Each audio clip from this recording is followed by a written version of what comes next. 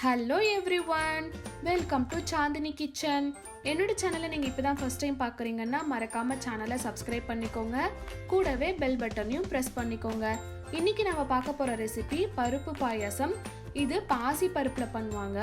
இது ரொம்ப சூப்பராக இருக்குங்க. இது ஜஸ்ட் ஒரு 10 நிமிஷத்தில் முடிச்சிடலாம். ஆனால் அவ்வளோ ருசியாக இருக்குங்க. இது எப்படி பண்ணுறதுன்னு பார்க்கலாம் வாங்க, வீடியோக்குள்ளே போகலாம். இதுக்கு நான் ஸ்டவ் பற்ற வச்சுட்டு ஒரு பேன் வச்சுருக்கேங்க. பேன் நல்லா காஞ்சதும் 150 கிராம் பாசி பருப்பு சேர்த்துக்கலாம். இந்த மாதிரி ப்ரௌன் கலராக வர அளவுக்கு வறுத்து எடுத்துக்கலாம். வறுத்த பருப்பை நான் குக்கரில் சேர்த்து வேக வச்சு எடுத்துக்க போகிறேங்க. அது கூட நான் 1 லிட்டர் தண்ணி ஊற்றி வேக வச்சுக்கிறேங்க. இப்போ இதை 3 விசில் வர அளவுக்கு வேக வச்சு எடுத்துக்கலாம். நான் 3 விசிலுக்கு அப்புறமா ஓப்பன் பண்ணி பார்க்குறேங்க. பாருங்கள், பருப்பு நல்லா வெந்திருக்கு. இந்த அளவுக்கு வெந்தால் போதும், ரொம்ப குழையிற அளவுக்கு வேக வேண்டாம். இப்போ இது கூட நம்ம 2 டேபிள் ஸ்பூன் பச்சரிசியை ஊற வச்சு வச்சுருக்கேங்க. அதை மிக்சி ஜாரில் அரைச்சிட்டு சேர்த்துக்கிறேன். இது கூட நான் 1 டம்ளர் தண்ணி சேர்த்து கலந்து ஊற்றிக்கிறேன். இந்த அரிசி வேகிற அளவுக்கு நம்ம கொதிக்க விடலாம். ஒரு கொதி வந்தால் போதுங்க. இதை நல்லா கலந்து விட்டுட்டு நல்லா கொதிக்க விடலாம். இப்போ இது நல்லா கொதிச்சு வரும்போது இது கூட நம்ம வெல்லம் சேர்த்துக்கலாம். இதுக்கு நான் 2 கப் வெல்லம் எடுத்துருக்கேங்க.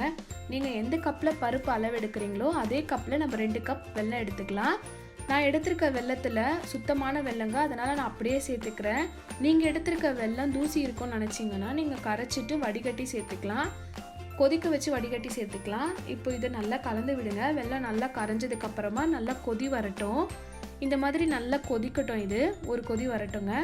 பாருங்கள், இந்த மாதிரி நல்லா கொதிச்சு வந்துருச்சு, நல்லா வெந்திருக்கு. இப்போ இதை நம்ம ஸ்டவ் ஆஃப் பண்ணிடலாம். இதை நல்லா ஆறட்டும். இப்போ இதுக்கு நம்ம முந்திரி திராட்சை வறுத்து சேர்த்துக்கலாம். நான் ஒரு பேனில் 2 டேபிள் ஸ்பூன் நெய் சேர்த்துருக்கேங்க. அது கூட முந்திரி சேர்த்துக்கிறேன். நான் ஒரு 10 முந்திரியை உடச்சி சேர்த்துருக்கேங்க. இது கூடவே 2 டேபிள் ஸ்பூன் திராட்சை சேர்த்துக்கிறேன்.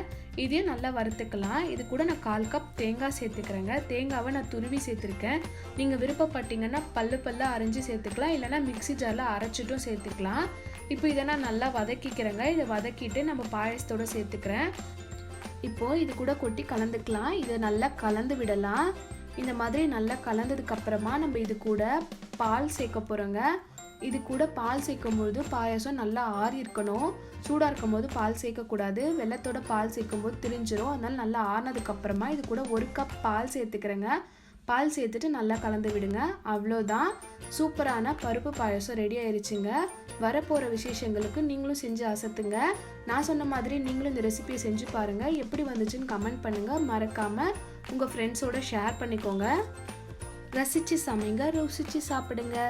தேங்க்யூ ஃபார் வாட்சிங்.